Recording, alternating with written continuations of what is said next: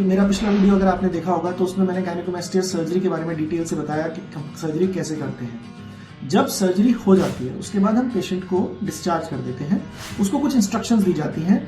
5 दिन के लिए हम यूजुअली एंटीबायोटिक्स देते हैं, कोई भी सिंपल एंटीबायोटिक्स जैसे कि सेप्टम या कुछ।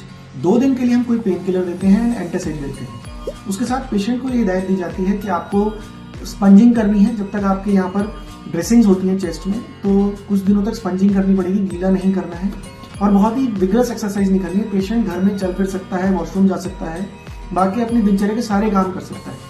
तो इसके साथ हम उसको भेज देते हैं। यदि हमने पेशेंट का खोल कर किया है, जिसमें हमने सर्जरी का एक्सेशन भी किया है ग्लैंड का, उसमें हम एक पाइप रखते हैं, तो उसको पाइप कैसे खाली करना है वो भी सिखा देते हैं।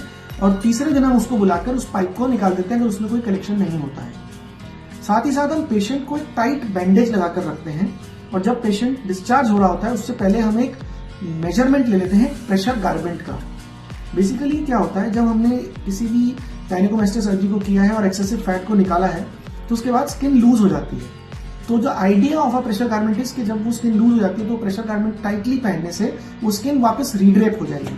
तो इन पेशेंट्स को ये पहले ही हमने समझाया हुआ होता है कि जो प्रेशर गारमेंट है वो जब सर्जरी के 2, 4, तीसरे, चौथे दिन हम पहना देंगे और वो कम से कम 3 महीने, आइडियली 6 मंथ्स तक 24 में से 23 घंटे तक पहनना पड़ेगा।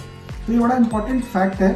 तो आजकल सबकी लाइफस्टाइल ऐसी है कि काफी ठंडक में रहते हैं तो इतनी कोई प्रॉब्लम आती नहीं है और वो कपड़ों के अंदर होता है तो इसलिए कुछ पता भी नहीं चलता है। तो इस तरह हम पेशेंट को छुट्टी कर देते हैं और तीसरे दिन बुला के ड्रेन निकाल देते हैं और प्रेशर गारमेंट पहना देते हैं।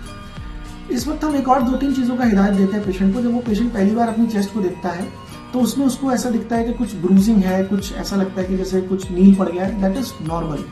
दूसरा, कई बार थोड़ी फ्लफीनेस होती है, निप्पल के आसपास थोड़ी बहुत सेंसेशन जाती है, वो भी टाइम के साथ रिकवर कर जाती है। जो इंपॉर्टेंट चीज है वो हम पेशेंट को ध्यान रखने के लिए बोलते हैं कि कहीं एकदम से सूजन ना आ जाए, वो कि जो कि हमें जो ऑपरेशन के 4 से 6 घंटे में भी पता चल जाता है कि कोई हीमेटोमा है कि नहीं।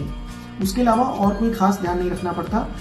दूसरी चीज, ट्रैवल के लिए कई बार हमारे पेशेंट्स पूछते हैं कि हम ट्रैवल कर सकते हैं।